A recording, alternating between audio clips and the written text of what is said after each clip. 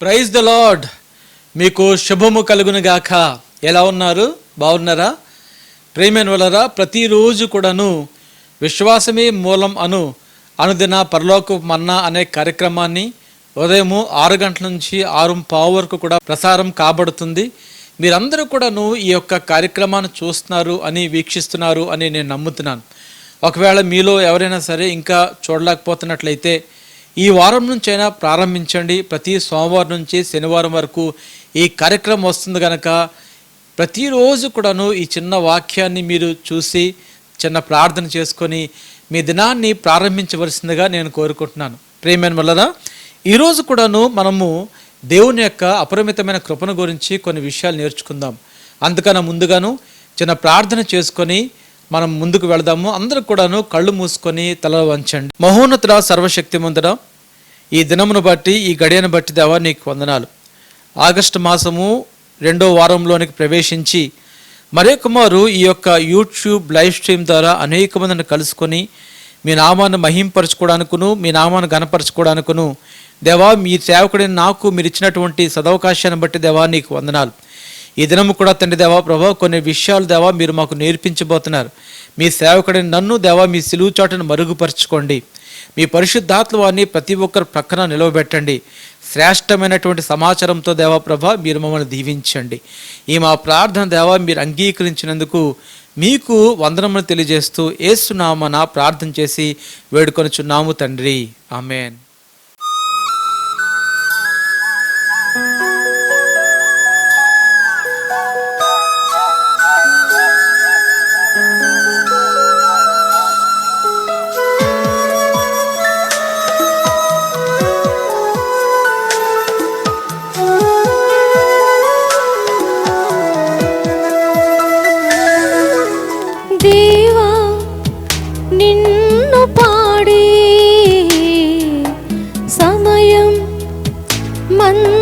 సమయం దేవా నిన్ను పాడే సమయం, మంచి సమయం. కష్టమైన శోధనైనా నిన్ను పాడేదన్, నిన్ను స్తుతించెదన్. కష్టమైన శోధనైనా నిన్ను పాడేదన్, నిన్ను స్తుతించెదన్. దేవా నిన్ను పాడే సమయం, మంచి సమయం.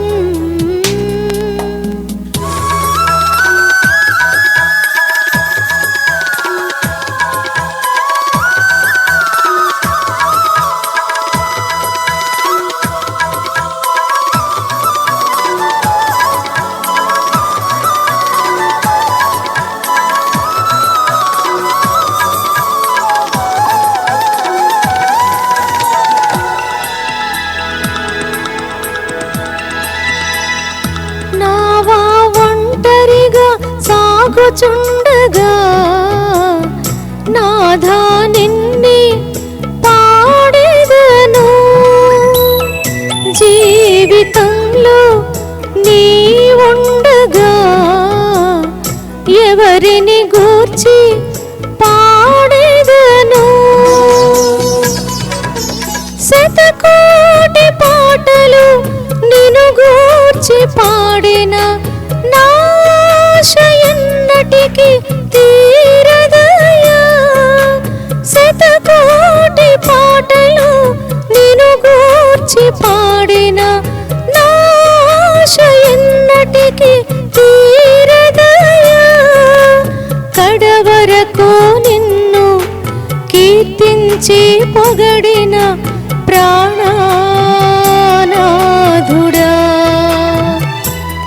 నా జీవానాథుడా.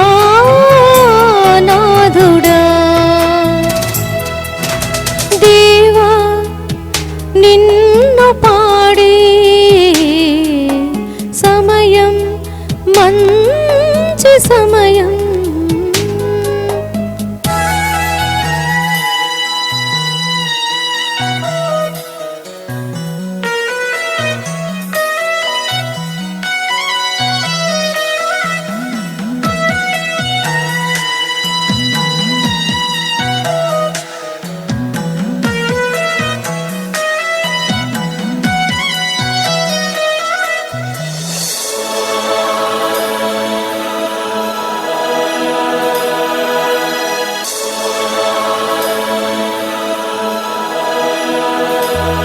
దేహమంత కృషించిన వాడి నశించిపోయినా, రక్తధారలై ప్రవహించిన మరణమాసన్నమైనను, క్షణమైన నిన్ను స్తుతింపమరచిన జీవిత పయనము వ్యర్థమయ్యా. క్షణమైన నిన్ను స్తుతింపమరచిన జీవిత పయనము వ్యర్థమయ్యా. జీవమిచ్చిన నిన్ను కీర్తించి పొగడిన ప్రాణనాథుడా, నా జీవానాథుడా.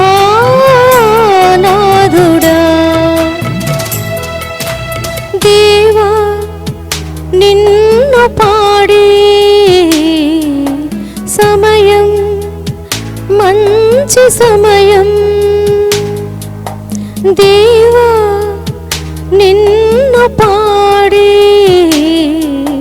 సమయం మంచి సమయం.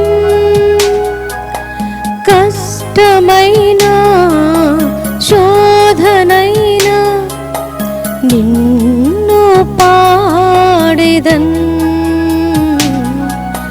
నిన్ను స్తుతించెదన్. కష్టమైన శోధనైనా నిన్ను పాడెదన్, నిన్ను స్తుతించెదన్.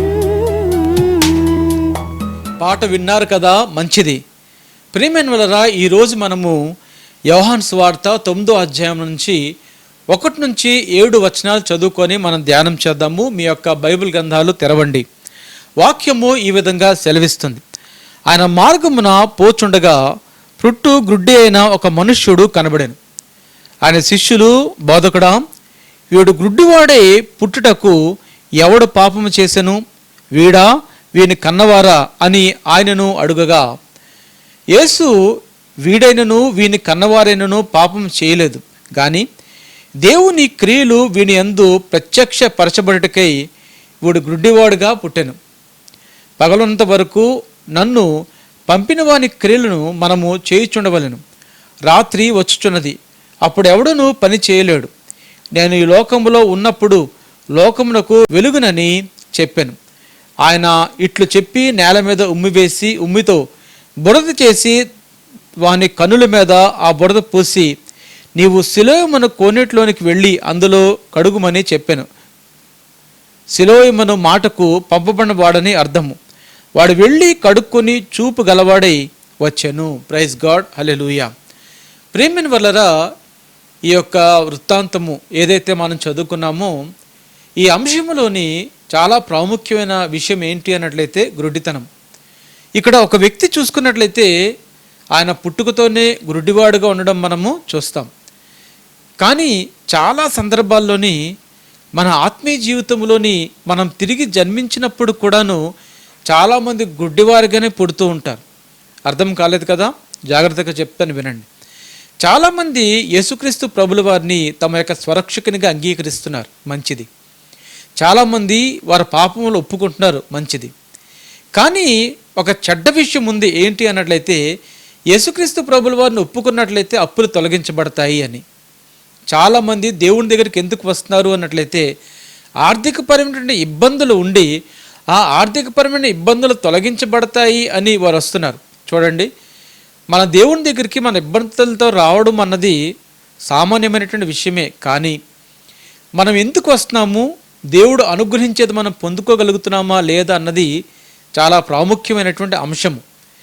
దాదాపుగాను ఒక 3 సంవత్సరాల క్రితము మా సంఘములో కూడాను 2 భార్యాభర్తలు మరి వేరే ప్రాంతం నుంచి కాకినాడకు వచ్చారు. వాళ్ళు కాకినాడకు వచ్చిన తర్వాత ఈ యొక్క మా సంఘానికి దగ్గరలోనే ఒక ఇంట్లో తీసుకున్నారు. ఆ తర్వాత వాళ్ళిద్దరూ వచ్చి మీ సంఘానికి మేము వస్తామండి అని అన్నారు. సరే రండి అని చెప్పినప్పుడు వారు భార్యాభర్తలు వచ్చారు, చక్కగా వాక్యాన్ని విన్నారు, వారు చక్కగా కూడా ప్రార్థనలు నేర్చుకుంటున్నారు. అన్ని విధాలైనటువంటి కార్యక్రమాల్లోని వారు పాలు పంపులు పొందుకుంటూ వచ్చారు. 3 నెలలు పోయిన తర్వాత అయ్యా మేము బాప్తిసం పొందుకోవాలనుకుంటున్నామండి అని అన్నారు. అన్న వెంటనే నేను వారితో అడిగిన ప్రశ్న, అమ్మ 3 నెలలే కదా అయింది, ఇంకా సమయం తీసుకోండి అంటే, మేము ఏ ఊర్లో అయితే ఉండేవాళ్ళమో, ఏ ఊరు నుంచి అయితే మేము వచ్చామో ఆ ఊర్లో కూడాను చాలా రోజులు మేము సంఘానికి వెళ్ళామండి, దేవుని గురించి మేము బాగా తెలుసుకున్నామండి అని చెప్పారు. వెంటనే వారిద్దరికీ కూడాను ఒక చక్కటి క్లాసు పెద్దయ్య గారు చెప్పారు బాప్తిస్తాన్ని గురించి. తర్వాత వారిని సముద్రం దగ్గర తీసుకుని వెళ్ళి వారి ఇరువురికి కూడాను బాప్తిసం ఇవ్వడం జరిగింది. కానీ ప్రియమైన వల్లరా తర్వాత విషయాలు నాకు అర్థమయ్యాయి. వాళ్ళకి దాదాపుగా కొన్ని లక్షల రూపాయలు అప్పులు వారి జీవితంలో ఉన్నాయి. దేవుణ్ణి స్వీకరించినట్లయితే దేవుడు ఏదో విధంగా ఈ అప్పుల నుంచి బయటపడే మార్గం ఇస్తాడని వారు ఊహించి వారు బాప్తీసం తీసుకోవడము జరిగింది. అప్పులు తొలగించబడ్డం అన్నది ప్రాముఖ్యమైన విషయమే. కానీ అంతకన్నా ప్రాముఖ్యమైన విషయం ఏంటి అన్నట్లయితే ఒక పాపి అనేటువంటి వ్యక్తి దేవుని తెలుసుకోవడం, మన పాపాలు క్షమించబడ్డం, యేసుక్రీస్తు ప్రభుల వారు సిలువలో చేసిన కార్యమును మనం అంగీకరించబన్నది చాలా ప్రాముఖ్యమైనటువంటి విషయం. ఆ దంపతులు ఇద్దరు కూడా కొన్ని రోజులు వచ్చారు. ఆ తర్వాత వారు ఎక్కడికి వెళ్ళిపోయారో కూడా నాకు తెలియదు. ఎందుకోసం అన్నట్లయితే వారు వచ్చినది, వారు కేంద్రీకరించింది తప్పుడు విషయంలో కేంద్రీకరించారు కనుక వాళ్ళు ఈ ప్రాంతంలోని ఉండలేకపోయారు. ఈ యొక్క మన జీవితంలో కూడాను కొన్ని సందర్భాల్లో మనం ఆత్మీయ పుట్టుకలో అంధత్వం ఉంటుంది. అవును, మతములో మనము ప్రయాణాన్ని కొనసాగించినప్పుడు క్రీస్తు కార్యములు మసకబరిపోతాయి అనే విషయాన్ని ఎవరు కూడాను మర్చిపోదు. మనం పుట్టుక ఎలా ఉండాలి అన్నట్లయితే యేసు క్రీస్తు ప్రభుల వారు సర్వ మానవాళి నిమిత్తం విమోచన క్రయధనంగా, ముఖ్యముగా నా కొరకు నీ కొరకు కూడాను ఆయన సిలువలో కార్యము సంపూర్ణపరిచి ఉన్నాడు. ఆ కార్యమందు విశ్వాసం ఉంచడమే అన్నిటికన్నా మూలము అన్న విషయాన్ని ఎప్పుడైతే మనం తెలుసుకున్నామో అప్పుడు నిజంగా కూడా దేవుడి యొక్క కార్యాలు మన జీవితంలోని ప్రేమైన వలన చక్కగా కూడా ప్రారంభించబడతాయి. ఆయన యొక్క వెలుగులో కూడా మనం నడుస్తాము అనే విషయాన్ని మీ అందరికీ కూడా నేను తెలియజేస్తున్నాను. ఆయన శిష్యులు అంటారు, ఈ పాపం ఎవరిది? పుట్టుకతోనే గుడ్డిగా పుట్టినటువంటి వ్యక్తి పాపం చేశాడా? చూడండి, ఆ వ్యక్తి ఎలా పాపం చేస్తాడండి? అసలు తన పుట్టుకే ఒక గుడ్డితనం. చాలా సందర్భాల్లోని చాలామంది హార్మోనల్ ఇంబ్యాలెన్స్ వలన వారు అంగవైకల్యంతో పుడుతూ ఉంటారు. కానీ అంగవైకల్యంతో పుట్టారు అని వారు తల్లిదండ్రులు ఏదో పాపం చేశారని, వారు పూర్వీకులు ఏదైనా పాపం చేశారని, పాపభరితమైన కుటుంబంలో పుట్టారు అని ఆ ప్రాంతంలో ఎవరు కూడా అపార్థం చేసుకోదు. అంతేకాకుండాను శిష్యులు వీడు పాపం చేశాడా, వీరు కన్నవారా? చూసారా, ఆఖరికి ఈ సంభాషణ అంతా కూడా ఎలా ఉంది అన్నట్లయితే మొట్టమొదటిగా కూడా గుడ్డివాడి మీద నేరస్థాపన చేయబోయారు. పాపం ఎలాంటిది అన్నట్లయితే మన జీవితంలో ప్రియమైన వలన మన సమస్యను బట్టి ఇతరులు మనల్ని నిందించడానికి అపేక్షిస్తారు. ఇదే ఈ ప్రాంతంలోని జరుగుతుంది. బోధకుడా, వీడు గుడ్డివాడై పుట్టుట ఎవరు పాపం చేశారు? వీడా వీరు కనినవాడా అని శిష్యులు ఆ ప్రాంతంలో అడుగుతున్నారు. తన శిష్యులు ఆ ప్రశ్న అడగారు. అడిగినప్పుడు ప్రేమైన వలన ఆ వ్యక్తి నిందించబడ్డాడు. ఆ వ్యక్తి యొక్క తల్లిదండ్రులు కూడాను నిందించబడ్డారు. వాళ్ళు అడగడానికి కూడా ఒక కారణం ఉంది. ఎందుకోసం అంటే ముందు నుంచి చెప్తున్నారు, 8 వారాల నుంచి కూడా. మోషే ధర్మశాస్త్రం ఏం చెప్తుంది అన్నట్లయితే తండ్రులు చేసిన పాపాలు 3-4 తరాల వరకు కూడాను పిల్లల మీద ఉంటాయి. దేవుడు అంటాడు, నేను రోషము కలిగినటువంటి దేవుణ్ణి అంటాడు. ఆ మోషే ధర్మశాస్త్రం ప్రకారంగా కూడాను ఈ పాపాలు తరతరముల నుంచి వస్తాయి గనక ఈ వ్యక్తి గుడ్డిగా పుట్టడానికి, ఈ వ్యక్తి గుడ్డివాడుగా పుట్టడానికి మూల కారణము ఈ తల్లిదండ్రులైనా చేసి ఉండాలి, వారు పూర్వీకులైనా చేసి ఉండాలి అని శిష్యులు ఈ ప్రాంతంలోని ధర్మశాస్త్రాన్ని తీసుకురావడం మనము చూస్తాం. అయితే నేను క్రితంలో కూడా చెప్పాను. ఏం చెప్పాను అన్నట్లయితే, యేసుక్రీస్తు ప్రభుల వారు ఎప్పుడైతే సిలువలో ఆయన మరణించాడో, ఆయన దాహం కొన్నప్పుడు ఆయనకు చేదు చిరకనిచ్చారు. ఎప్పుడైతే ఆ చేదు చిరకనిచ్చారో మీకు చెప్పాను, ఆ చిరక వెనిగర్తో తయారవుతుంది, అంటే పులిసిన ద్రాక్షలతోనే తయారవుతుంది, పులిసిన ద్రాక్ష రసం. దాని యొక్క అర్థం ఏంటి అన్నట్లయితే, తండ్రులు పాపం చేయడం వల్ల పిల్లల యొక్క పళ్ళు ఏవైతే ఉన్నాయో అవి పులిసిపోయాయి అని మీకు చెప్పాను. అంతేకాకుండా యేసుక్రీస్తు ప్రభుల వారు ఎప్పుడైతే ఆ చిరకను పుచ్చుకున్నారో, ఈ తరతరాల నుంచి వస్తున్నటువంటి శాపాలు అన్నీ కూడా ఆయన ఎక్కడికి తీసుకొచ్చాడంటే సిలువలోనికి తీసుకొచ్చాడు. ఎప్పుడైతే ఆ సిలువలోని ఆయన తీసుకుని వచ్చి ఆ సిలువలో మరణించాడో, అప్పుడే ప్రేమైన వలన పూర్వీకులు చేసినటువంటి పాపాలన్నీ కూడాను ఆ దినాల్లోనే పరిసమాప్తం అయిపోయి, ఇకపై ఎవరి మీద కూడాను అటువంటి శాపము అన్నది లేదు అని మీ అందరూ కూడా తెలుసుకోవాలి. కానీ ఒక దురదృష్టకరమైన విషయం ఏంటి అన్నట్లయితే, 2000 సంవత్సరాల క్రితము యేసుక్రీస్తు ప్రభుల వారు సిలువలో కార్యం చేశారు. మొట్టమొదటి శతాబ్దంలో ఉన్నవారు మాత్రమే రక్షించబడలేదు. కానీ ఎంత కాలమైతే ఈ భూమి ఉంటుందో అంతకాలం కూడాను క్రీస్తు యొక్క కృప కనికరాలు మానవుల దగ్గరికి వస్తూనే ఉంటాయి. ఎవరైతే స్వీకరించారో వారు క్షమించబడుతూనే ఉంటారు. కానీ ఈ 2000 సంవత్సరాలు దాటిన తర్వాత కూడా ఇప్పటికీ కూడాను చాలామంది ఇంకా సంఘాల్లోని ఆజ్ఞలను బోధిస్తున్నారు. చాలామంది చెప్తూ ఉంటారు, it is a generational curse, ఇది తరతరముల నుంచి వస్తున్నటువంటి శాపం అండి అని చెప్తూ ఉంటారు. మీ కుటుంబంలో ఇలా జరగడానికి కారణం అలాగా, ఇలా జరగడానికి కారణం ఇలాగా, మీ పూర్వీకులు చేసినటువంటి తప్పులు, మీ పూర్వీకులు చేసినటువంటి పొరపాట్లు ఇలా చేస్తారు అలా చేస్తారు అని చెప్తూ వస్తుంటారు. అవి కానే కాదు. మనం ఎవ్వరూ కూడాను అటువంటి విషయాలు ఎవరు కూడాను దృష్టించవద్దు అని మీ అందరినీ కూడా నేను పదే పదే కోరుకుంటున్నాను. ఎందుకోసం అన్నట్లయితే, జనరేషనల్ కర్స్ అన్నది ఏదైతే ఉందో అది ఏమీ కూడాను లేదు. ఇంకనూ ఆజ్ఞను అతిక్రమించిన పాపమని, పాత నిబంధన అంశములను బోధించడం అంటే నియమ నిబంధనలను ఆచార సాంప్రదాయాలను కొనసాగించడమే. ధర్మశాస్త్రాన్ని ఇంకా కూడా బోధించినట్లయితే ఆ నియమాలు, ఆ నిబంధనలు వాటన్నిటిని కూడా ఇంకా మనము ఆచరించిన వారే అవుతాం. యేసయ్య ఈ వ్యక్తిలో పాపము కనుగొనలేదు. ప్రైజ్ గాడ్, హల్లెలూయా. పాత నిబంధన ప్రకారము ఒక వ్యక్తి పాపం చేసినప్పుడు ధర్మశాస్త్రం ప్రకారముగా ఒక బలి పశువును మధ్యవర్తి దగ్గరికి తీసుకొని రావడం అన్నది మనము 5 పుస్తకాల్లో కూడా మనము గమనిస్తుంటాం. మరి దేవుడు మోషే గారితో చెప్పింది ఏంటి అన్నట్లయితే, పాపాన్ని కొరకు, పాపం అంటే ఏంటి అంటే ఆజ్ఞను అతిక్రమించడమే పాపం. దేవుడు 10 ఆజ్ఞలు ఇచ్చాడు, 614 ఆజ్ఞలు, విధిరూపమైనటువంటి ఆజ్ఞలు కూడా ఇచ్చాడు. ఒక వ్యక్తి పాపం చేసినప్పుడు ఏం చేయాలి అని దాని పరిష్కారం కూడాను లేవియాకాండంలో దేవుడు స్పష్టంగా, నిర్గమకాండము లేవియాకాండాన్ని చాలా జాగ్రత్తగా మనం చదివినట్లయితే దేవుడు ఆ ప్రాంతంలోని ఒక పాపి మరి విడుదల చెందే విధానం గురించి స్పష్టంగా రాయబడింది. ఒకవేళ నేనే కానీ లేకపోతే మీరే కానీ ఆ కాలంలో జీవించినట్లయితే, మనము పాపం చేసినట్లయితే మొట్టమొదటిగా మనం ఏం చేస్తాము అన్నట్లయితే ఒక పశువుని తీసుకుని వస్తాం. ఎవరి దగ్గరికి అంటే యాజకుడి దగ్గరికి ఆ పశువుని తీసుకుని వస్తాం. యాజకుడి దగ్గరికి ఆ పశువుని తీసుకుని వచ్చినప్పుడు ప్రేమైన వల్ల మనం మొదటగా కూడాను ఆ పశువు తల మీద మన చేతులుంచి మన పాపములు మనము ఒప్పుకుంటాం. ఆ తర్వాత పాప పరిహార్థం నిమిత్తమే తీసుకురాబడినటువంటి ఆ బలి పశువును ఆ యొక్క యాజకుడు దాన్ని స్వీకరించి దాన్ని నడినెత్తించి అరిపాదం వరకు కూడాను బాగా క్షుణ్ణంగా కూడాను పరిశీలిస్తాడు. ఆ క్షుణ్ణంగా పరిశీలించిన తర్వాత, ఎందుకు క్షుణ్ణంగా పరిశీలిస్తాడు అన్నట్లయితే, జబ్బు కలిగినది దాన్ని స్వీకరించబడదు, అనారోగ్యంగా ఉన్నది స్వీకరించబడదు, గుడ్డిగా ఉన్నది స్వీకరించబడదు. అటువంటి ఏవి కూడాను మరి పశువులు ఒకవేళ కానీ అనారోగ్యంగా ఉన్నట్లయితే, గుడ్డితనంతో ఉన్నట్లయితే, లేకపోయినట్లయితే, ఏదైనా అంగ వైకల్యం ఉన్నట్లయితే అటువంటి పశువులు ఏవి కూడాను బలికు స్వీకరించబడవు. ఎప్పుడైతే యాజకుడు ఆ బలి పశువుని మరి తల మీద నుంచి అరిపాదం వరకు కూడాను స్పష్టంగా చూశాడు, దానిలో ఎటువంటి మచ్చ కూడా లేనప్పుడు, ఎటువంటి దోషం కూడా లేనప్పుడు దాన్ని అంగీకరించి దాన్ని దేవుడి యొక్క సన్నిధిలోని వధించడం చేస్తాడు. ఇక్కడ మీరు తెలుసుకోవలసినటువంటి ఒక స్పష్టమైనటువంటి విషయం ఏంటి అన్నట్లయితే, ఏ వ్యక్తి అయితే పాపం చేశాడో, నేను పాపం చేశాను అనుకుందాం, నేను పైనుంచి కింద వరకు పరీక్షించబడలేదు.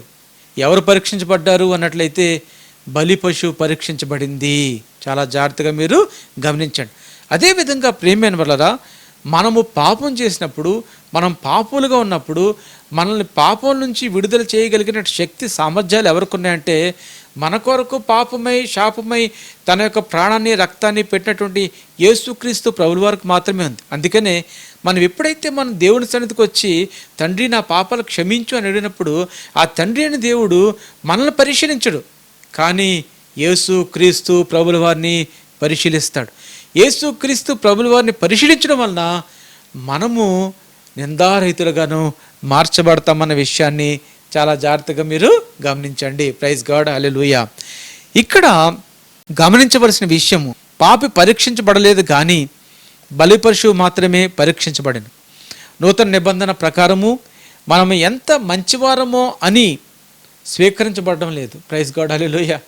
మనం స్వీకరించబడ్డామంటే నేనేదో పెద్ద దాన ధర్మాలు చేశాను, నేనేదో మంచివాడిని, 10 మంది నన్ను పొగుడుతున్నాను కాదు. అక్కడ మనం స్వీకరించబడ్డాము అన్నట్లయితే ప్రేమైన వలన మనం చేసినటువంటి మంచి కార్యాలు లేకపోయినట్లయితే, మనం చేసినటువంటి పాపమో లేకపోయినట్లయితే ఇతరాత్ర విషయాల వల్ల మనం స్వీకరించబడలేదు. కానీ మనం స్వీకరించబడ్డం గల కారణము గొర్రెపిల్ల.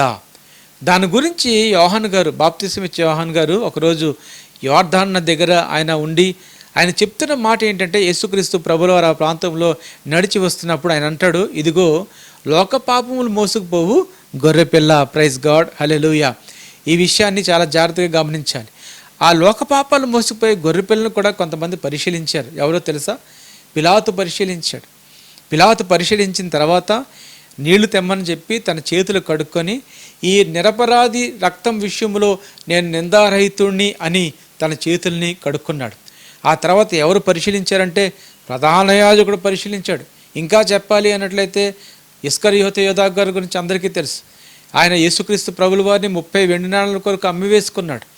ఆ ఇస్కరియోతు యోధా ఆలయంలోకి వెళ్ళి చెప్పినట్టు మాటలు ఒకసారి మనం జ్ఞాపకం చేసుకోవాలి. ఇస్కరియోతు యోధాన యేసుక్రీస్తు ప్రభుల వారు ఏమన్నారంటే, ఆయన అపవాది సైతానని పిలిచాడు.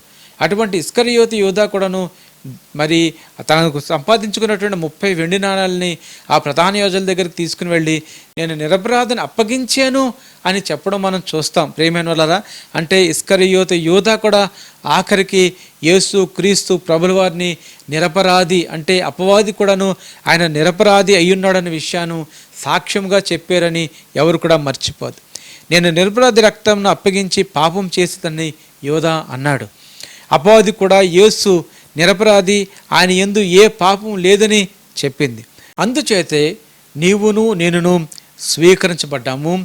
ఆయన యందు ఏ దోషము లేదు. ఆయన స్వీకరించబడినందుకు దేవుడు నన్ను పరీక్షించలేదు. ప్రైజ్ గాడ్, హల్లెలూయా. హెబ్రీయులకు రాసిన పత్రిక 10వ అధ్యాయాన్ని మనం చాలా జాగ్రత్తగా పరిశీలించినట్లయితే ఈ యొక్క బలిని గురించి మనకు బాగుగా అర్థమవుతుంది. ప్రేమన్ వలన మరి ప్రతి సంవత్సరం కూడాను ఏటేటా కూడాను వారు ఇజ్రాయెల్ దేశంలోని వారు సిద్ధపాటు దినమును వారు జరుపుకునేవారు.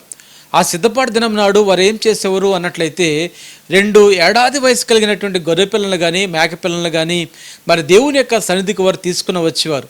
మరి ప్రధాన యాజకుడు ముందుగా మరి ఒక గొర్రె పిల్ల మీద తన యొక్క పాపములు, తన కుటుంబ పాపములు ఒప్పుకున్న తర్వాత దాదాపుగా 12 గోత్రాల నిమిత్తం కూడాను ఆయన తన యొక్క చేతులు ఆ యొక్క బలిపశువు మీద ఉంచి ఒప్పుకున్న తర్వాత ప్రేమైన వలన ఆ పశువును మరి వధించి దాని యొక్క రక్తాన్ని తీసుకొని అతి పరిశుద్ధ స్థలంలోనికి ఆయన ప్రవేశించి ఆ ప్రాంతంలోని కరుణాపీఠం మీద కొంత రక్తాన్ని చిలకరించేవాడు.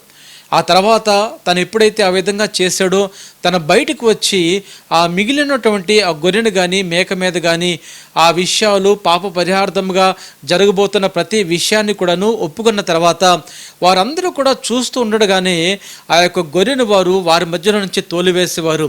అంటే దాని యొక్క అర్థం ఏంటి అన్నట్లయితే ఆ యొక్క గొర్రె ఎప్పుడైతే వారి మధ్య నుంచి పారిపోవడం ప్రారంభించిందో ప్రజలందరూ కూడా ఆ వృత్తాంతరం అంతా కూడా చూసి ఇదిగో మన పాపములన్నీ కూడాను మన నుంచి తొలగించబడ్డాయి అని వారు నమ్మేవారు. ఆ గొర్రెను ఎక్కడి వరకు తోలివేసేవారంటే అరేబియా దేశానికి వారు తోలివేసేవారు. ఆ గొర్రె ఎప్పుడైతే వారి నుంచి దూరంగా పారిపోవడం ప్రారంభించిందో ప్రజలందరూ కూడా విశ్వసించేవారు ఏంటి అన్నట్లయితే ఇదిగో మన పాపములు కూడాను తొలగించబడ్డాయని.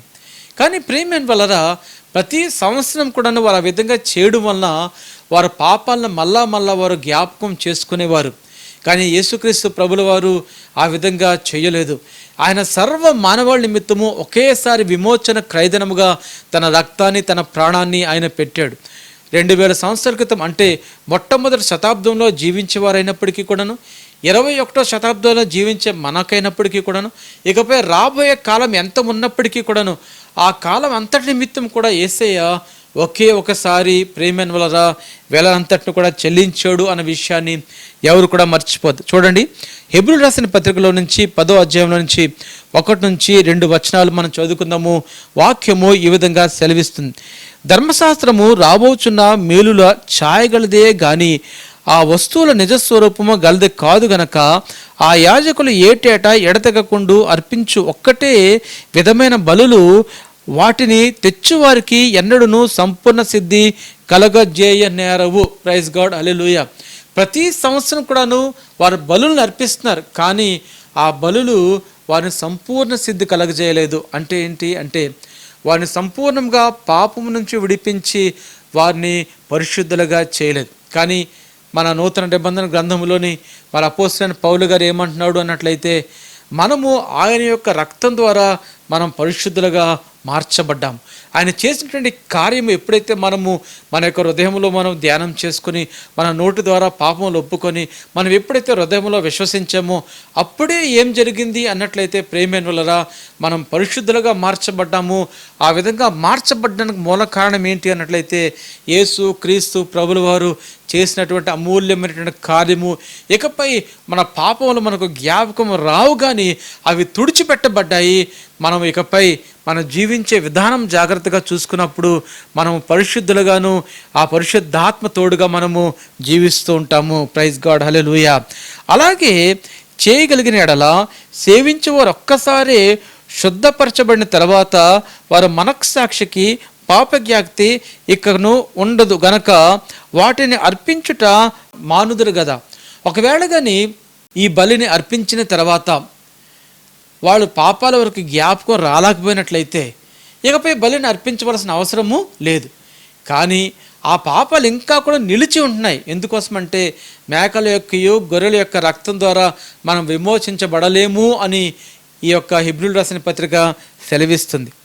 ఈ విషయాన్ని మనం చాలా జాగ్రత్తగా గమనించినట్లయితే ప్రేమైన వలన క్రీస్తు రక్తము మనలకు సంపూర్ణ సిద్ధి కలగజేసి పాపజ్ఞాప్తిక మనస్సాక్షికి కలగకుండా చేస్తుంది. ప్రైజ్ గాడ్, హల్లెలూయా.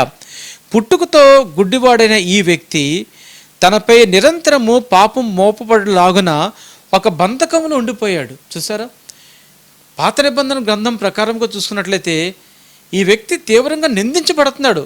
ఈ వ్యక్తి నిందించబడ్డం గల కారణం ఏంటి అన్నట్లయితే ధర్మశాస్త్రం అనే బంధకములో ఈ వ్యక్తి ఉండిపోయాడు. అయితే నూతన నిబంధనలో పాపజ్ఞాప్తి మన మనస్సాక్షికి ఉండదు.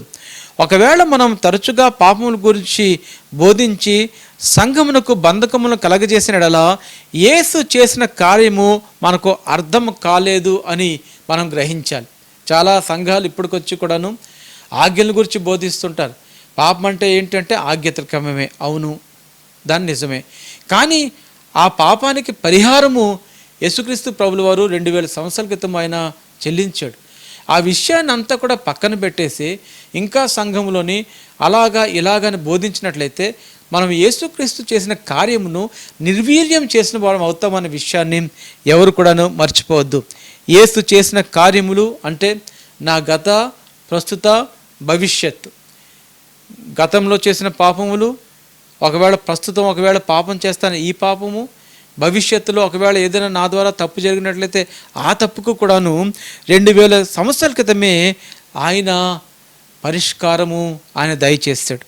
దాని యొక్క అర్థం ఏంటంటే ప్రేమైన వల్ల మన పాపముల నుంచి ఆయన మనల్ని విడిపించాడు. నేను పాపం చేసినప్పుడల్లా కూడాను బలిని అర్పించవలసిన ఆవశ్యకత లేదు, కానీ ఆయన రక్తము మనలను పవిత్రులుగా చేస్తుంది అనే విషయాన్ని ఎవరు కూడాను మర్చిపోద్ది. మీరు అడగవచ్చు, మీ భవిష్యత్ పాపములు కూడా క్షమించబడ్డాయి ఉన్నాయా అని. నేను చెప్తాను, నిజమే. మన భవిష్యత్ పాపాలు కూడాను ఖచ్చితంగా కూడాను క్షమించబడి ఉన్నాయి. ఎందుకంటే క్రీస్తు సర్వ మానవాళి నిమిత్తము విమోచన క్రయధనముగా తన ప్రాణమును రక్తమును చిందించాడు. మన పాపమును క్షమించబడ్డాయంటే భవిష్యత్తులోని పాపం చేయమని కాదు. చాలా జాగ్రత్తగా గమనించాలి. అపోస్తలుడైన పౌలు గారు ఏమంటున్నారు అంటే, ఒకసారి మనం పాపానికి మరణించిన మనము వాటిలో ఏ విధంగా మనం జీవించగలము అంటే, ఎప్పుడైతే నీ యొక్క మనసుకు అర్థమైందో, నీ యొక్క తలంపులకు ఆలోచనలకు అర్థమైందో నీ యొక్క పాపమని, నీకు రక్షణ కావాలని, నీ జీవితంలో విడుదల కావాలని, నీకు విడుదల దయచేసింది యేసుక్రీస్తు ప్రభుల వారని ఎప్పుడైతే ఈ విషయాలన్నీ కూడా నీకు అర్థమయ్యాయో, నువ్వేం చేస్తావంటే మొదటగా నీ పాపాలు నోటితో ఒప్పుకుంటావు. నీ హృదయంలో యేసుక్రీస్తు ప్రభుల వారు నీ నిమిత్తము ఆయన కలువరిలో మరణించాడని, ఆయన మరణించి మూడో రోజు మాడపల్లి విరిచి ఆయన పునరుద్ధానం అయ్యాడని, ఇప్పుడు తండ్రి యొక్క కుడిపార్శ్వమున కూర్చుని ఉన్నాడు అని నువ్వు అంగీకరించడం ప్రారంభిస్తావు. ఎప్పుడైతే నీ సాక్ష్యము నీ నోటి ద్వారా ఒప్పుకున్నావో అప్పుడు నువ్వు బాప్తిస్మ అనే పునర్జన్మ సంబంధించిన స్నానాన్ని నువ్వు పొందుకుంటావు. ఈ బాప్తిస్ము దేనికి సాదృశ్యంగా ఉందంటే యేసు క్రీస్తు ప్రభుల వారి యొక్క మరణానికి సాదృశ్యంగా ఉంది. ఆ మరణానికి సాదృశ్యంగా ఉన్నటువంటి బాప్తిస్మ మనం ఎప్పుడైతే పొందుకున్నామో, మనం ఎప్పుడైతే క్రీస్తుతో పాటు మరణించామో, ఇకపై మనం పాపంలో ఏ విధంగా జీవించగలము అని పౌలు గారు మనందరినీ కూడా ఆయన ప్రశ్నిస్తున్నాడు. అవును ప్రియమైన వాళ్ళరా, మాలో ఉన్న తర్వాత ఎన్నో తప్పిదాలు మనం చేస్తూ ఉంటాం. కానీ తప్పులు చేయడం అన్నది మానవుని యొక్క సహజ గుణం కావచ్చు. కానీ తప్పుల నిమిత్తము పాపాల నిమిత్తం కూడాను యేసుక్రీస్తు ప్రభుల వారు ఆయన చనిపోయి ఉన్నాడు అన్న విషయము ఎప్పుడైతే నీ తలకెక్కిందో, ఎప్పుడైతే నీ హృదయంలో ఆ విషయాలు సింక్ అయ్యాయో, నీ యొక్క ఆలోచన అంతా కూడా ఎలా ఉంటుందంటే క్రీస్తు వలె నువ్వు కూడా పరిశుద్ధులుగా ఉండడానికి ఇష్టపడతావు.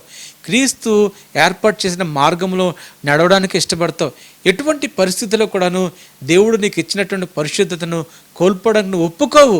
ఎందుకోసం అన్నట్లయితే నువ్వు దేవునితో పాటు మరణించిన వాడువు, నువ్వు దేవునితో పాటు మరణించిన దానవు గనక.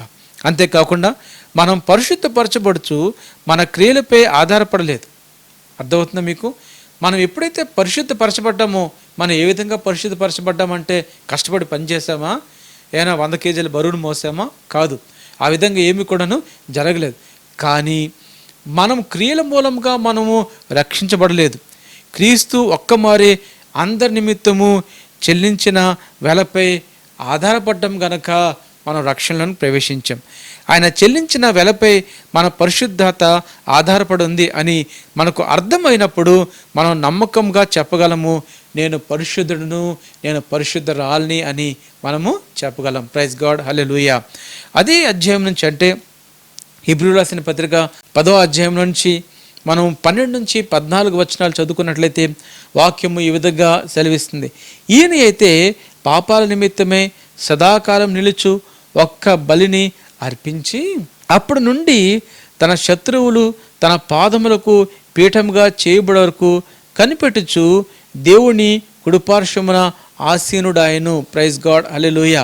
ప్రియమైన వాళ్ళరా, ఈ ప్రాంతంలోనే అంటాడు, ఈయనైతే పాపముల నిమిత్తమే సదాకాలం నిలుచు ఒక్క బలిని అర్పించి. ఇందాకలు ఏం చెప్పాను? ఏటేటా కూడాను యాజకులు సిద్ధపాటు దినం నాడు వారు బలిని ఇచ్చేవారు. కానీ యేసుక్రీస్తు ప్రభుల వారైతే ఆయన ఇచ్చినటువంటి బలి అది సదాకాలము నిలుస్తుంది. అది సదాకాలం నిలుస్తుంది కనుక ఆయన ఇప్పుడు ఎక్కడున్నాడంటే తండ్రి యొక్క కుడిపార్శ్వాన కూర్చున్నాడు. ఆయన దేని కొరకు ఎదురు చూస్తాడంటే తన శత్రువులందరినీ కూడా తన పాదపీఠంగా చేసుకున్నంత వరకు కూడాను ఆయన ఆ ప్రాంతంలోనే నిలిచి ఉంటాడు. ఎప్పుడు వరకు నిలిచి ఉంటాడంటే ఎప్పుడు వరకు అయితే సమయం ఆసనమవుదో అప్పటి వరకు అక్కడే ఆయన నిలిచి ఉంటాడు. ఎప్పుడైతే సమయం ఆసనమైందో, ఆయన ఎప్పుడైతే రెండో రాకడలో ఈ లోకానికి రాబోతాడో అప్పుడు ప్రియమైన వాళ్ళరా, ప్రకటన గ్రంథంలో రాయబడే ప్రతి అంశం కూడా నెరవేర్పు జరగడము ప్రారంభించబడుతుంది. ఈ భూమండలం మీదకి వారి ఉగ్రత అనే పాత్రలు వేయడం అనేది ప్రారంభించబడుతుంది. అటువంటి భయంకరమైన దినాలు రాకమునిపే మనం నిజంగా కూడాను మనము ఖచ్చితంగా కూడాను రక్షణ పొందుకోవాలి. చూడండి, నిజంగా మనము భయంకరమైన దినాల్లోనే మనం జీవిస్తాం. ఇప్పుడున్నటువంటి పరిస్థితుల గురించి ఆలోచన చేసినట్లయితే ప్రేమైన వల్లరా, మరి మనం చూస్తాము కరోనా ఎంతో తీవ్రంగా ఉంది. ఇటువంటి కాలంలో మనము ఇంట్లో నుంచి మన అడుగు బయటపడడం కూడాను చాలా భయంగా ఉంది. దీని బారిని ఎవరు పడతారో, ఈ వైరస్ మనిషిని ఏ విధంగా నాశనం చేస్తుందో, ఎవరు చనిపోతారో, మరి ఏ విధంగా కూడా దీన్ని ఎదుర్కోవాలని ప్రభుత్వాలు ఎన్నో సూచనలు సలహాలు చేస్తున్నారు. అనేక మంది మాస్కులు పెట్టుకుంటున్నారు, అనేక మంది చేతులు శానిటైజ్ చేసుకుంటున్నారు. ఈ లోకంలోని పనిబాట్ల నిమిత్తం వెళ్ళే వాళ్ళందరూ కూడా ఎంతో జాగ్రత్త వహిస్తున్నారు. ఇది ఎంతో కష్టకాలం ప్రియమైన వాళ్ళ. ఒక చిన్న వైరస్ కేవలం 3 రోజులు మన యొక్క శరీరంలో ఉండి మనకి జ్వరమును, తలనొప్పును, ఒళ్ళు నొప్పులను కలగజేసి దాదాపుగా ఒక వారం రోజుల పాటు మన శరీరం నుండి నశించిపోయే ఒక వైరస్ గురించే మనం ఎంతగానో మరి ప్రేమైన వల్ల అతలాకుతలం అయిపోతున్నప్పుడు, దేవుడి యొక్క రాకడలోని దాదాపుగా 20 కేజీలు బరువున్నటువంటి ఐస్ ముక్కలు, ఐస్ బర్గర్లు మరి పైనుంచి ఆకాశం నుంచి పడతాయంట. అవి పడినప్పుడు చాలామంది వాటి కిందనే నలిగి చనిపోతారంట. మరి అటువంటి భయంకరమైనటువంటి దినాలు మరి రాబోతున్నాయి ప్రేమైన వల్ల. పెద్ద పెద్ద రాళ్ళు పడతాయి, ఆకాశం నుంచి నిప్పులు పడతాయి. మరి సూర్యుడు, చంద్రుడు, నక్షత్రాలు వారి యొక్క స్థానాన్ని, గమనాన్ని కోల్పోతాయి. చాలా జరగబోతున్నాయి. అటువంటి భయంకరమైన దినాల్ని మనం ఎలా తట్టుకోగలము? చిన్న ఈ కరోనా వైరస్ ఈ దినాల్ని మనం తట్టుకోలేకుండా బెంగపడిపోయి మూలన కూర్చున్న పరిస్థితుల్లో ఉన్నటువంటి ప్రతి ఒక్కరు కూడాను నిజంగా దేవుడి యొక్క రాకడలో ఆయన ఉగ్రతకు తాళజాలను వాడు ఎవరని వాక్యం సెలవిస్తున్నప్పుడు ఏ విధంగా మనం తట్టుకోగలం ప్రేమైన వల్ల? మనం తట్టుకోలేం. మనం తట్టుకోవడానికి ఒకే ఒక మార్గం ఏంటంటే యేసు మార్గము మాత్రమే. యేసు అంటాడు, యేసయ్య యోహాను సువార్త 14:6 ప్రకారంగా నేనే సత్యమును, జీవమును, మార్గమునై ఉన్నాను. ఆయన నిజంగా కూడా సత్యం చెప్పాడు. ఆయన నిజంగా మనలో జీవిస్తున్నాడు. ఆయన నిజంగా పరలోకానికి మార్గమై ఉన్నాడు. ఆయన విశ్వసించక ఇంకా కూడాను మనము మన పాత వేదనలతోనూ, గొడవలతోనూ, ఈ లోకంలో సమస్యలతోనూ మన కాలాన్ని వెళ్ళబుచ్చుతూ ఎందుకు పనికిరానటువంటి జీవితాన్ని గడుపుతున్నామేమో. దేవుడు ఈ యొక్క కరోనా వైరస్ వలన సమయం ఎంత విలువైంది అని మనందరికీ కూడా నేర్పాడు. చూడండి, ఈ వైరస్ ప్రారంభించిన దినం నుండి 6 నెలలు ఇప్పుడు జరిగిపోయి, ఎలా జరిగిపోయి కూడా మనకు తెలియకుండానే అవి కాలం గడిచిపోతూ వస్తున్నాయి. అదేవిధంగా కూడా ప్రేమైన వాళ్ళ ఈ కాలం గడిచిపోకముందే మనం దేవుని తెలుసుకోవాలి. దేవునిలోనే మనం భద్రపరచబడాలి. అప్పుడు దేవుడు ఏ విధంగా అయితే యోబు ఇంటి చుట్టూరు కూడా తన కంచెను వేశాడో, మన చుట్టూరు, మన ఇంటి చుట్టూరు కూడాను ఆయన కంచెను వేసి అంటాడు, ఏ తెగులు నీ గుడారానికి సమీపించదు అని ఆయన సెలవిస్తాడు. ప్రైజ్ గాడ్, హల్లెలూయా. అందుకనే దేవుడు చేస్తున్నటువంటి కార్యాలని చాలా జాగ్రత్తగా నేర్చుకోండి, చాలా జాగ్రత్తగా తెలుసుకోండి, వాటిని అభ్యసించండి. అవి మీ జీవితంలో ఎప్పుడైతే మీ హృదయక్షేత్రంలో భద్రపరుచుకున్నారో అవి మనకు జీవములోనికి నడిపిస్తాయనే విషయాన్ని ఎవరు కూడా మర్చిపోవద్దు. 1 కొరింథీయులకు రాసిన పత్రిక 1వ అధ్యాయంలో నుంచి 30 నుంచి 31 వాక్యము ఈ విధంగా సెలవిస్తుంది. ఏంటి అన్నట్లయితే, అయితే ఆయన మూలముగా మీరు క్రీస్తు యేసునందున్నారు. ప్రైజ్ గాడ్, హల్లెలూయా. అతిశయించువాడు ప్రభువు నందే అత్యంపవలెను అని వ్రాయబడినది నెరవేరినట్లు దేవుని మూలముగా ఆయన మనకు జ్ఞానమును, నీతియు, పరిశుద్ధతయు, విమోచన ఆయను. ప్రైజ్ గాడ్, హల్లెలూయా. ప్రియమైన వల్లరా, మనం క్రీస్తు యేసు యందు ఉన్నాం గనక మనము ఆయన వారమయ్యాం. అంతేకాకుండాను మనం నిజంగా అతిశయించాలి అన్నట్లయితే మన దేవుని బట్టే మనం అతిశయించాలి. ఈ లోకంలో మనకున్నటువంటి ఐశ్వర్యాన్ని బట్టి కాదు, ఈ లోకంలో దేవుడు మనకి ఇచ్చినటువంటి చందాలను బట్టి కాదు, మనకున్నటువంటి జ్ఞానాన్ని బట్టి కాదు. నిజంగా మనం అతిశయించాలంటే దేవుని బట్టే మనం అతిశయించాలి. ఎందుకోసము అన్నట్లయితే ప్రియమైన వల్లరా, మరి వాక్యం ఏం సెలవిస్తుందంటే దేవుని మూలముగా ఆయన మనకు జ్ఞానమును, నీతియు, పరిశుద్ధతయు, విమోచన, ఈ 4ను మనకైనా కలగజేస్తున్నాడు. ఆయన జ్ఞానయుక్తంగా ఈ లోకంలో మనం ఎలా జీవించాలని తెలియజేస్తున్నాడు. ఆయన రక్తం వల్ల మనం పరిశుద్ధులుగాను, నీతిమంతులుగా మార్చబడ్డామన్న విషయం తెలియజేస్తున్నాడు. అంతేకాకుండాను ఆయన చేసిన కార్యం వలన మనం విడుదల పొందుకున్నామని దేవుడు మనకు బాగుగా ఆయన సెలవిస్తున్నాడు. ఈ సత్యం ద్వారా మన మనస్సు నూతన పరచబడినప్పుడు మన కొరకు ముందుగానే సిద్ధపరచబడిన వాటి యందు మనం ఆసక్తిగా నడుచుకుంటాం. అర్థమవుతుందా ప్రేమైన వల్లరా? సత్యము మనల్ని స్వతంత్రులుగా చేస్తుంది. ఎప్పుడైతే ఈ సత్యాన్ని మనం గమనించామో మన దేవునిలోని ఎంతో ఆసక్తిగా మనము నడుచుకోవడం ప్రారంభిస్తాం. దేవుడు ఇంకా ఏం చేయబోతున్నాడు, దేవుడు ఇంకా నా జీవితంలో ఎటువంటి మేలు చేయబోతున్నాడు అనే ఆలోచన, తలంపు ఎప్పుడు కూడా మనలో ఉంటుంది. రక్షణ కొరకు మనము పాటుపడడం లేదు, కానీ రక్షణ పొందుకున్న మనము భయముతోనూ వణుకుతోనూ తను కొనసాగించాలని అపోస్తలుడైన పౌలు గారు సెలవిస్తున్నాడు. ఇకపై రక్షణ అనేది ఉచితమైనటువంటి బహుమానం. దాన్ని పొందుకున్న మనం ఎలా కొనసాగాలంటే ఈ లోకంలో ఉన్నంతకాలం కూడా మనం దేవుడి నుంచి దూరంగా ఉంటున్నాం కనుక ప్రియమైన వల్ల మనము భయముతోనూ వణుకుతోనూ ఈ రక్షణను మనము కొనసాగించుకోవాలి. ఒక తీవ్రమైనటువంటి నిరాశ గురించి కూడా మీకు చెప్తాను. మనందరికి కూడాను పాత నిబంధన గ్రంథంలోని మరి యాకోబు గారి గురించి బాగా తెలుసు. యాకోబు గారు ఏం చేశారు అన్నట్లయితే తన అన్నగారికి రావాల్సినటువంటి ప్రతి ఆశీర్వాదాన్ని కూడా ఆయన దొంగతనం చేసి ఆయన అక్కడి నుంచి తల్లి చేత ప్రేరేపించబడి పారిపోయాడు. అంతేకాకుండా తను మేనమామైనటువంటి లాబాను దగ్గరికి వచ్చాడు. లాబాను దగ్గరికి వచ్చినప్పుడు ప్రేమైన వల్ల ఆ ప్రాంతంలోనే లాబానుకు 2 కుమార్తెలు ఉన్నారు. ఎవరు అన్నట్టయితే ఒకళ్ళేమని లేయా, ఒకళ్ళేమని రాహేల్. అయితే ఈ యొక్క లేయా అనే పదానికి అర్థం ఏంటి అన్నట్లయితే ప్రయాస లేకపోతే అలసినట్టు. ఈ రాహేలు అనే పదానికి అర్థం ఏంటి అన్నట్లయితే ఆడ గొర్రె. ప్రేమైన వల్ల ఈ యొక్క యాకోబు గారు ఏం చేశారు అన్నట్లయితే ఆయన ఈ యొక్క ఆడి గొర్రెతో ప్రేమలో పడ్డాడు, రాహేలు గొర్రెతో ప్రేమలో పడ్డాడు. ప్రేమలో పడిన వెంటనే మరి మామగారి దగ్గరికి వెళ్ళి అంటాడు, అయ్యా మరి నీతో నేను నిబంధన కలిగి ఉండాలి, నీ కుమార్తెని నేను పెళ్లి చేసుకోవాలంటే నేనేం చేయాలి అన్నట్లయితే ఆ మామగారు అంటారు, నువ్వు నాకు 7 సంవత్సరాలు నువ్వు కొలువు చేయాలి అని చెప్తాడు. చూడండి, మనం కూడాను మన యొక్క వ్యక్తిగతమైన జీవితంలోని చాలామంది చెప్తూ ఉంటారు ఏంటి అన్నట్లయితే 7 వారాలు మా సంఘానికి రావాలి, 10 వారాలు మా సంఘానికి రావాలి, 40 వారాలు మా సంఘానికి రావాలి, 3 వారాలు మా సంఘానికి రావాలి, నువ్వు వచ్చినట్లయితే నీ సమస్య పరిష్కారం అవుతుంది అని చెప్తారు. ఇక్కడ ఏ విధంగా అయితే లాబాను ప్రేమైన వల్ల యాకోబుతోని 7 సంవత్సరాలు కొలువు చేయమన్నాడో అదేవిధంగా చాలామంది 3 వారాలు రా, 7 వారాలు రా, 10 వారాలు రా, సంవత్సరం రా, అప్పుడు నీ సమస్యలు తొలగిపోతాయని మతం అనే ముసుగులో పెడుతూ ఉంటారనే విషయాన్ని ఎవరు కూడాను మర్చిపోవద్దు. మనం మతం అనే ముసుగులో మనం ఉండకూడదు. ప్రేమైన వల్ల ఎవరైనా సరే మీతో ఆ విధంగా చెప్పినట్లయితే వాటిని ఎప్పుడు కూడా పాటించకండి. ఎందుకంటే దేవుడు ఈరోజే ఈ క్షణమే మనందరికీ కూడాను ఆయన విడుదలను దయచేసి ఉన్నాడు. ప్రైజ్ గాడ్, హల్లెలూయా. పాపం యాకోబు మరి కష్టపడి కూడాను 7 సంవత్సరాలు మరి ఆ ప్రాంతంలో పని చేశాడు. ఆ పని చేసిన తర్వాత 7 సంవత్సరాలు పోయిన తర్వాత అంటాడు, అయ్యా ఇప్పటికైనా నాకు పెళ్లి చేస్తారా అంటే వెంటనే ఆ ప్రాంతంలో గొప్పగా ఘనంగా వివాహం జరిగింది. ఆ వివాహంలో వారి యొక్క ఆచారం ఏంటి అన్నట్లయితే ముఖానికి ముసుగేసి మరి వివాహము చేస్తూ ఉంటారు. ప్రేమైన వల్ల మరి ఈరోజు కూడాను ఈ విషయాన్ని గురించి ఆలోచన చేస్తున్నప్పుడు చాలా సంఘాల వాళ్ళు కూడాను ముఖానికి ముసుగేసి అమ్మాయిని చూపించరు. నాకు ఒక స్నేహితుడు ఉన్నాడు, మరి వైజాగ్లో పని చేసుకుంటాడు.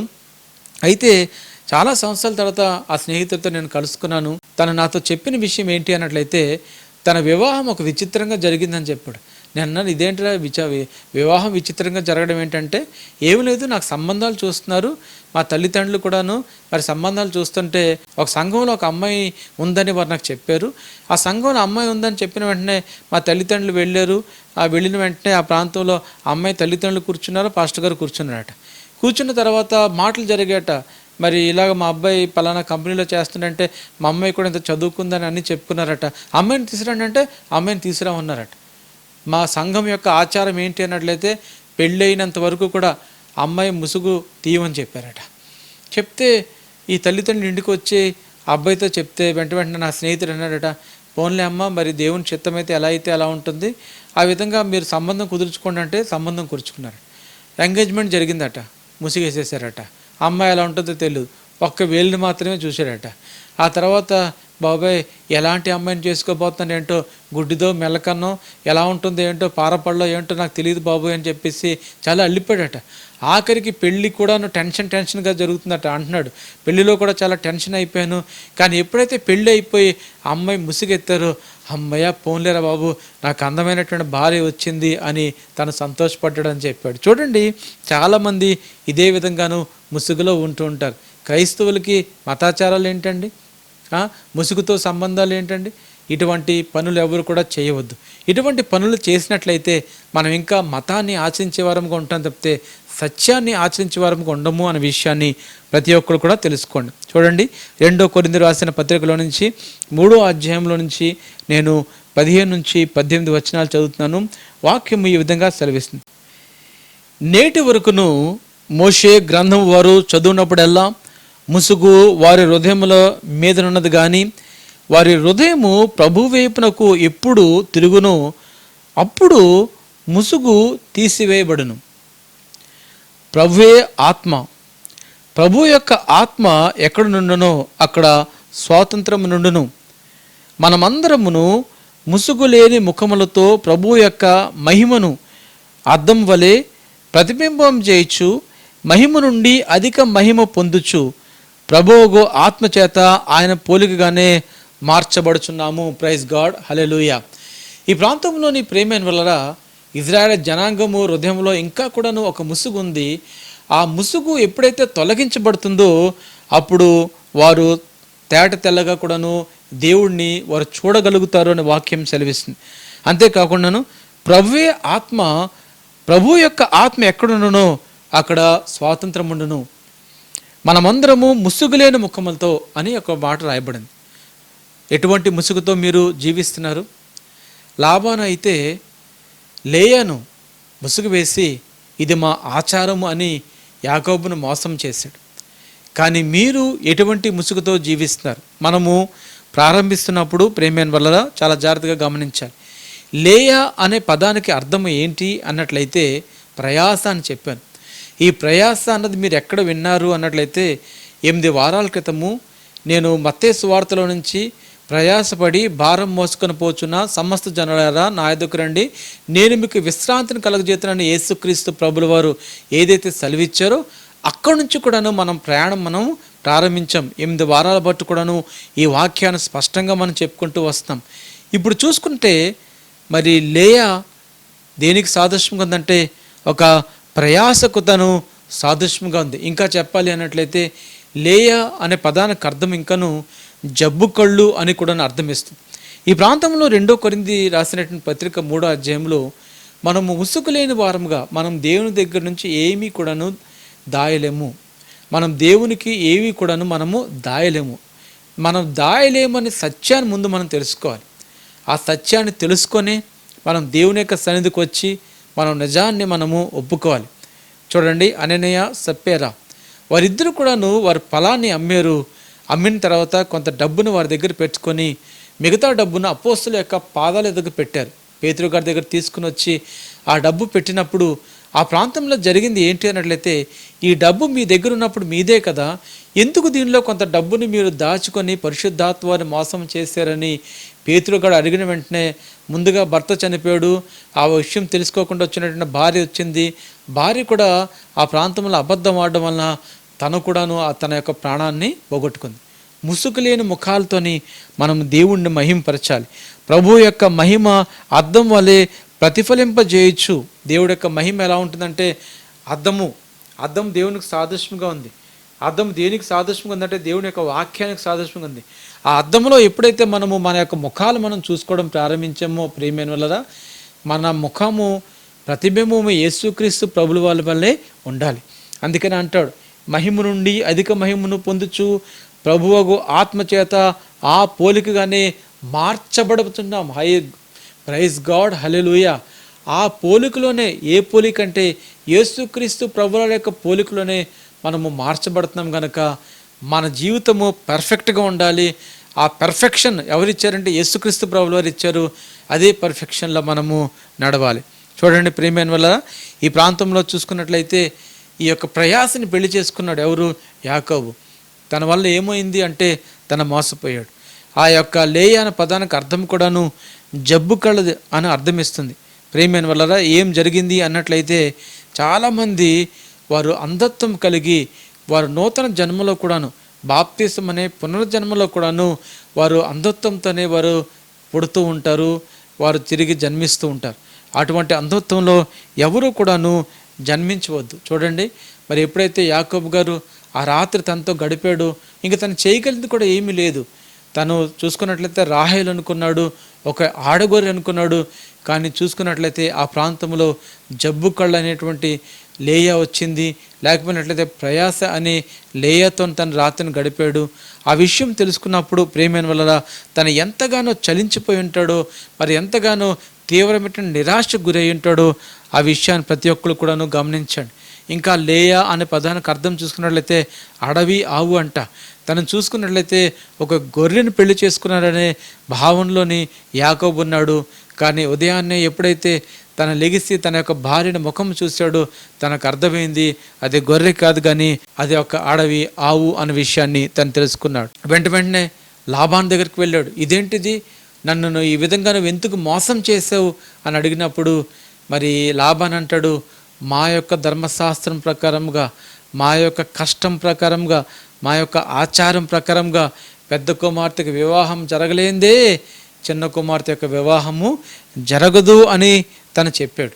చెప్పడం వలన చాలా నిరుత్సాహానికి యాకోబు గారు గురయ్యారు. కానీ అక్కడ గొప్ప విషయము, మంచి విషయం ఏంటి అన్నట్లయితే లాబాను అంటాడు, సరే జరిగిందేదో జరిగింది, మా యొక్క ఆచార ప్రకారంగా ఈ వారం అంతా కూడాను నువ్వు ఆమెతో గడిపిన తర్వాత నేను నీకు రాహేలునిచ్చి నేను పెళ్లి చేస్తాను అని చెప్పి యాకోబుతో చెప్పాడు.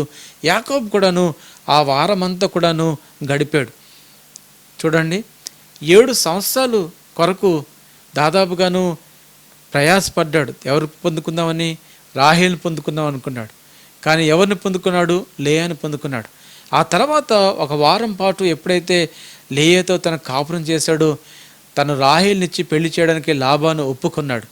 కానీ అక్కడ కూడా ఒక కండిషన్ పెట్టాడు. ఆ కండిషన్ ఏంటి అన్నట్లయితే ఇంకో 7 సంవత్సరాలు నువ్వు నా దగ్గర పని చేయాలి అని లాబాను అడిగాడు. కానీ ముందుగానే తనకు పొందుపరిచాడు. దాని యొక్క అర్థం ఏంటి అన్నట్లయితే ప్రేమైన వల్లరా తన భార్యకు ముందుగానే తనకి ఇచ్చాడు, బహుమానం ముందుగానే ఇచ్చాడు.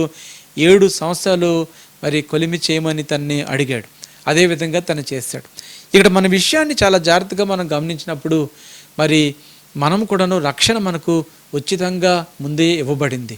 అయితే ఈ రక్షణ పొందుకున్న మనము రక్షణలో కొనసాగించబడాలి అన్నట్లయితే భయముతోనూ వణుకుతోనూ మనము కొనసాగించాలి అనే విషయాన్ని ఎవరు కూడాను మర్చిపోవద్దు అని మీ అందరికీ కూడా నేను తెలియజేస్తాను.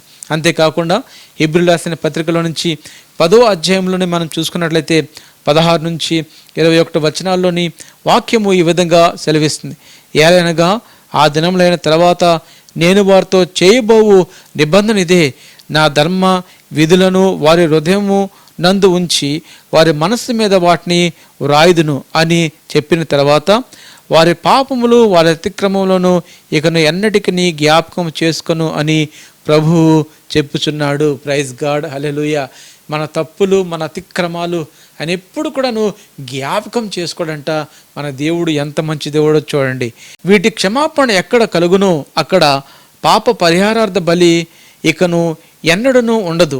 సహోదరులారా, యేసు మన కొరకు ప్రతిష్ఠించిన మార్గమున అనగా నూతనమైనదియు జీవము కలిగినదియు ఆయన శరీరమును అను తెర ద్వారా ఏర్పరచబడినదియునైన మార్గమున ఆయన రక్తం వలన పరిశుద్ధ స్థలం నందు ప్రవేశించుటకు మనము ధైర్యం కలిగి ఉన్నాము గనక, దేవుని ఇంటిపైన మనకు గొప్ప యాజకుడు ఉన్నాడు గనక మనస్సాక్షికి కల్మషము తోచకుండానట్లు ప్రోక్షించబడిన హృదయములను గలవారమును నిర్మలమైన దుఃఖముతో స్నానము చేసి శరీరములు గలవారమునై ఉండి విశ్వాస విషయములో సంపూర్ణ నిశ్చయత కలిగి యథార్థమైన హృదయములతోనూ మన దేవుని సన్నిధానమున చేరుదము. ప్రైజ్ గాడ్, హల్లెలూయా.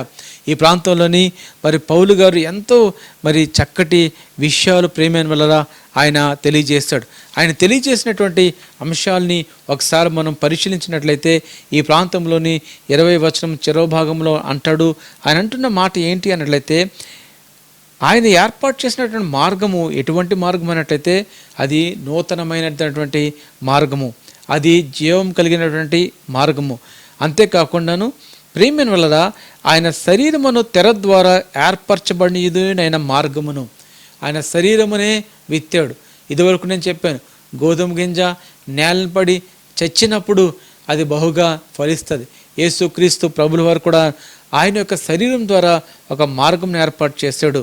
అంతేకాకుండాను ప్రేమైన వల్ల ఆయన రక్తము పరిశుద్ధ స్థలం నందు ప్రవేశించుటకు మనకు ధైర్యమును కలిగి ఉన్నది గనక ఆయన రక్తం ద్వారా ఆ పరిశుద్ధ స్థలంలో ప్రవేశించడానికి మనము ధైర్యాన్ని మనము పొందుకున్నాము అనే విషయాన్ని ఎవరు కూడాను మర్చిపోద్దు. అందుకనే ప్రియమైన వాళ్ళరా, రక్షణ 2000 సంవత్సరాల క్రితమే ఆ దేవాదేవుడు సర్వ మానవాళికి కూడాను ఆయన విడుదల దయచేశాడు. సర్వ మానవాళి నిమిత్తం కూడాను ఆయన ఏర్పాటు చేశాడు. ఆ ఏర్పాటుని ఎవరు స్వతంత్రించుకుంటారు అన్నట్లయితే, ఎవరైతే ఈ యొక్క నూతనమైన మార్గంలో ప్రయాణం చేయాలి అనుకుంటున్నారో వారికి మాత్రమే అది స్వతంత్రించబడుతుంది అనే విషయాన్ని ఎవరు కూడాను మర్చిపోదు. కానీ ఈ ప్రాంతంలోని మనం చదువుకున్నాం యోహాను సువార్త 9వ అధ్యాయంలోని మరి శిష్యులు యేసుక్రీస్తు ప్రభుల వారిని ఒక ఆసక్తికరమైనటువంటి ప్రశ్న అడిగారు. వారు వేసిన ప్రశ్న ఏంటి అన్నట్లయితే, ఈ వ్యక్తి గుడ్డివాడే పుట్టడానికి ఎవరు పాపం చేశారు?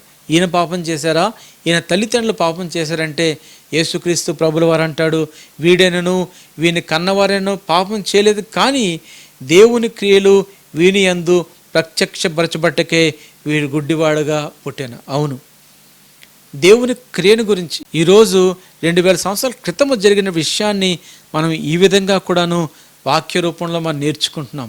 ఈరోజు కూడాను ఆ విషయాన్ని గురించి మనం నేర్చుకుంటూ దేవుని యొక్క నామాన్ని మనం మహింపరుస్తున్నాం. ఆ దినము ఆ గుడ్డివాడు గుడ్డిగా పుట్టడానికి గల కారణం ఏంటి అన్నట్లయితే, ఎవరో పాపం చేయడం వలన ఈ వ్యక్తి గుడ్డిగా పుట్టలేదు, కానీ దేవుడి యొక్క నామం మహిమపరచబడ్డానికే దేవుడు ఈ వ్యక్తిని గుడ్డివాడుగా పుట్టించాడని యేసు క్రీస్తు ప్రభుల వారు ఆయన చెప్పి ఉన్నాడు. అవును ప్రియమైన వాళ్ళరా, ఈరోజు దేవుడు మనతో మాట్లాడుతున్నటువంటి మాటలు చాలా జాగ్రత్తగా మనం గమనిద్దాం. యేసే అంటాడు, పగలంత వరకు నన్ను పంపిన వాని క్రియలు మనం చేయుచుండవలను, రాత్రి వచ్చుచున్నది అప్పుడెవడను పని చేయలేడు. యేసుక్రీస్తు ప్రభుల వారు ఈ లోకానికి వెలుగై ఉన్నాడు. ఆయన 3.5 సంవత్సరాల పాటు కూడాను చక్కటి సువార్త చేశాడు. ఆ తర్వాత ప్రియమైన వాళ్ళరా ఆయన పరమండలానికి ఆయన కొనుపోబడ్డాడు. ఈరోజు ఆయన యొక్క వాక్యము మనకు అందుబాటులో ఉంది. ఈ వాక్యము ఏదైతే ఉందో ప్రియమైన వాళ్ళరా, అందుబాటులో ఉన్నటువంటి వాక్యాన్ని మన హృదయక్షేత్రంలో మనము భద్రం చేసుకోవాలి. యేసయ్య ఒక అద్భుతము ఆ ప్రాంతంలో చేశాడు. ఆయన ఉమ్మిని పూసాడు, ఒక మట్టిని చేశాడు, ఒక మట్టి బురదను చేసి ఆ వ్యక్తి యొక్క కళ్ళ మీద పూసాడు. సిలోయమనే కోనేటిలోకి వెళ్ళి ఆ కళ్ళను కడుక్కోమని చెప్పాడు. యేసుక్రీస్తు ప్రభుల వారు ఒక అద్భుతమైన కార్యం ఆ ప్రాంతంలో చేశాడు. అందుకన్నా అద్భుతమైన కార్యం ఏంటి అన్నట్లయితే, సర్వ మానవాళ విమోచన కొరకు ఆయన తన ప్రాణాన్ని సిలువలో పెట్టడం. ఎప్పుడైతే ఆయన ఆ విధంగా చేశాడో, కేవలము మానవుడు విడుదల మాత్రమే పొందుకోలేదు, కానీ మానవులందరినీ కూడాను ఆయన ఒక నూతన నిబంధనలను తీసుకొచ్చాడు. ఆ నిబంధన ప్రకారంగా ప్రియమైన వలన ఆయన ఇచ్చినటువంటి మార్గములో మనం ముందుకు కొనసాగిపోతున్నాము. ఆయన రాకడ వరకు కూడా మనం కొనసాగిపోతాము. దేవుడు మనలందరినీ దీవించి ఆశీర్వదిస్తాడు. రానున్న కాలం ఇంకనూ ఫలభరితంగా ఉండబోతుంది. ఈ వాక్యములు ఇంకా చాలా చాలా టీచింగ్ ఉంది. అదంతా కూడా మనము దాదాపుగా 1 వారం 2 వారాల పాటు కూడా మనం చెప్పుకొని ఈ యొక్క సభా దినం నాడు యేసుక్రీస్తు ప్రభుల వారు ఎటువంటి విడుదల దయచేస్తాడు, ఆయన చేసినటువంటి ఆశ్చర్యకార్యం ఏంటి, నిజమైనటువంటి విశ్రాంతికి అర్థం ఏంటి అని విషయాలు మనం నేర్చుకుందాము. ఈ వారం ఇక్కడతోనే ఈ భాగాన్ని నేను స్టాప్ చేస్తాను. వచ్చే వారం తిరిగి ఈ విషయాన్ని మనం కొనసాగించుకుందాము. దేవుడు మనందరినీ దీవించుగాక. చిన్న ప్రార్థన చేసుకుందాం. మహోన్నతుడ సర్వశక్తిమంతుడ, ఈ ఆగస్టు నెల 2వ వారము 9వ తారీఖు ఈ దినము దేవా ప్రభా పుట్టి గుడ్డివాని గురించి చక్కటి వర్తమానం దేవా మీరు మాకు నేర్పించి ఉన్నారు, వినిపించి ఉన్నారు. దేవా ప్రభా, మరి మేము కూడా మా యొక్క ఆత్మీయ జీవితంలో నూతనంగా జన్మించినప్పుడు మేము గుడ్డివారుగా జన్మిస్తున్నామా, లేనట్లయితే నిజంగా మీ వెలుగులోనికి ప్రవేశించి ప్రభా మీ వెలుగులో నడుస్తున్నామా అనే ప్రశ్న ఒకటి ఉత్పన్నమైంది తండ్రి. ప్రభా, చాలామంది మతమును ఆధారం చేసుకుని జీవిస్తున్నారు, కానీ మతం వలన బంధకాల్లో ఉంటామని, సత్యం మమ్మల్ని స్వతంత్రులుగా చేస్తున్న విషయాన్ని ప్రభా మరొక మారు మీరు మాకు నేర్పించారు. ఇంకా నువ్వు తండ్రి దేవా ప్రభా ఈ అధ్యాయంలో ఉన్నటువంటి శ్రేష్టమైన సమాచారము వచ్చే వారం కూడాను నేర్చుకోవడానికి మీ కృపను అనుగ్రహించండి ప్రభా. ఇదిగో తండ్రి, కరోనా విపత్కరమైన దినాల్లో మేము జీవిస్తుండగా మీ స్వస్థత మాకు కావాలి తండ్రి దేవా. ఇదిగో తండ్రి, మా అందరి శరీరంలో కూడా తండ్రి దేవా ఇమ్యూనిటీని దేవా మీరు పెంచండి. ఎవరు కూడా తండ్రి దేవా ప్రభా ఈ యొక్క వైరస్ బారిన పడకుండా దేవా మీరు సహాయం చేయండి. ముఖ్యంగా తండ్రి దేవా ప్రభా మరి క్లినికల్ ట్రయల్స్ ఏవైతే వ్యాక్సిన్ నిమిత్తం జరుగుతున్నాయో అవన్నీ మంచి ఫలితాలు ఇచ్చి ప్రభా ఇదిగో తండ్రి మా అందరికీ త్వరలోనే వ్యాక్సిన్ని అందుబాటులో తీసుకురావాల్సిందిగా ప్రార్థన చేస్తాం. అనేక మంది తండ్రి దేవా ప్రభా హాస్పిటల్లో చికిత్సను అందుతున్నారు. అనేక మంది పడిపోయినటువంటి పరిస్థితిలో ఉంటుండగా ప్రభా మీరే ఈ యొక్క మానవాళి లేవనెత్తి మరి యొక్క అవకాశం దయచేయండి. ప్రభా ఈ లోకంలో ఇంకనూ మీ గురించి తెలుసుకోలేని వాళ్ళు, చీకట్లోనూ అంధకారంలో జీవిస్తున్న వారు చాలామంది ఉన్నారు తండ్రి. వారందరి దగ్గరికి దేవా ప్రభా వెలుగును తీసుకుని వెళ్ళి వారందరినీ వెలుగులోకి నడిపించులాగన ఇదిగో తండ్రి దేవా ప్రభా మీరు మాకు మరి యొక్క సదావకాశాన్ని మీరు మాకు దయచేయండి. ప్రభా ఇదిగో తండ్రి దేవా ప్రభా ప్రపంచ దేశాలన్నీ కూడా అతలాకుతలం చేస్తున్నటువంటి వైరస్ని దేవా మీరు సమూల నాశనం చేయండి. దేవా ప్రభా మా అందరినీ తండ్రి దేవా మీరు సంరక్షించండి. ఈ మా ప్రార్థన దేవా మీరు అంగీకరించినందుకును, ఈ నెలంతా మీ నామాన్ని దేవా మేము స్వాధీనం చేసుకుంటుండగా దేవా మీరు మాకు స్వాధీనపరిచినందుకును నీకు వందనములు తెలియజేస్తూ యేసు నామాన ప్రార్థన చేసి వేడుకొనుచున్నాము తండ్రి, ఆమేన్. యేసు రక్తమే జయము, ప్రభేశ్ రక్తమే జయము, ప్రభేశ్ నామన సంపూర్ణ విజయము, అప్పాదులు కలిగినంత నాశనం కలుగునుగాక, ఆమేన్. మన పరమ తండ్రి అయిన దేవుని ప్రేమయు, కుమారుడు నిజరక్షకుడిని యేసుక్రీస్తు ప్రభుల కృపయు, పరిశుద్ధాత్మ యొక్క అన్యోన్య సహవాసము ఎంతమంది అయితే ఈ దినం తండ్రి దేవా ప్రభా ఆన్లైన్లో దేవా ప్రభా నాతో పాటు ఈ యొక్క ప్రార్థనలో ఏకీభిస్తున్నారో వారందరికీ సదాకాలం తోడై ఉండునుగాక, ఆమేన్, ఆమేన్, ఆమేన్. ప్రేమైన వల్లరా ఈరోజు కూడా మిమ్మల్ని అందరినీ కూడా ఈ విధంగాను మరి కలుసుకోవడం నాకు చాలా సంతోషాన్ని కలగజేస్తుంది. రేపు ఉదయమే ప్రసారం కాబోతున్నటువంటి విశ్వాసమే మూలం అనే అనుదిన పరలోకం మన అనే కార్యక్రమం ద్వారా తిరిగి కలుసుకుందాము. అంతవరకు సెలవు. దేవుడు మిమ్మల్ని అందరినీ దీవించునుగాక.